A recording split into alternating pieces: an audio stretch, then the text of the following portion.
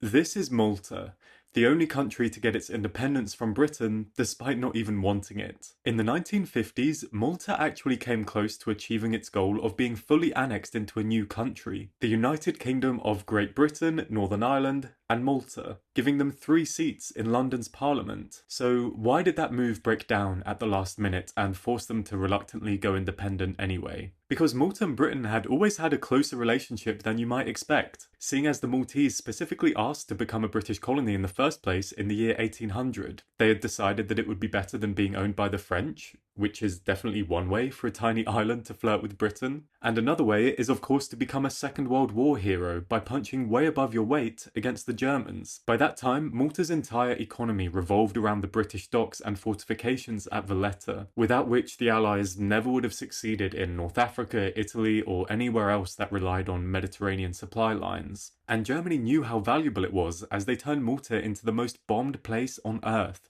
in a desperate attempt to break its spirit. But despite being crammed in on a besieged rock in the middle of the ocean enjoying a years-long blitz, the Maltese people held out. And Britain was so grateful for this that the king wrote them a love letter in which he didn't single out any specific person and instead simply awarded the George Cross to the entire island, which is still in their flag today. After the war though, the post-colonial fire sale is on, and Britain goes to Malta to say, hey, look, we had a good run, but the band's breaking up. Some of you are leaving as friends and will still hang out, and some of you, well, let's not worry about that right now. And the Maltese are like, wait, what? Break up? We love it here. In fact, why don't we get even closer? Let us join properly. England, Wales, Scotland, Northern Ireland, and Malta on drums.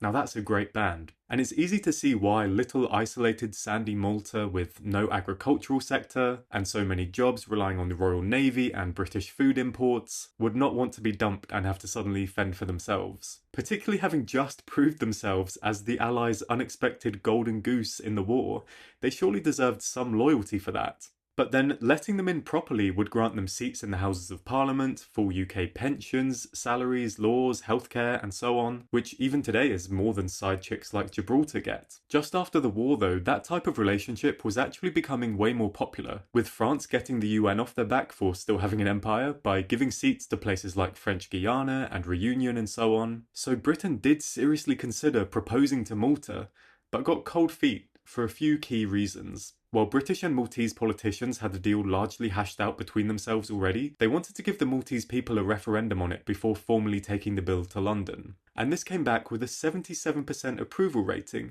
which sounds good, but the problem was that the Catholic Church still had a complete chokehold over civilian opinion, and they had arranged a boycott of the referendum, which successfully dragged the turnout down so low that the result was essentially worthless. All that could be learned from it was that the island still had a significant Catholic population that completely resented the idea of joining in with Protestant Westminster. In the meantime, a very cold nuclear war had begun, and with half of Europe already joining NATO, Britain realised that Malta would never actually be that strategically useful ever again, and started giving massive layoffs to the dock workers in Valletta in 1958. And the lovers' feud ignited by that decision completely ruined the negotiations, because obviously Maltese politicians were saying, what? Now everyone's unemployed? Come on, we're broke and we have no economy of our own.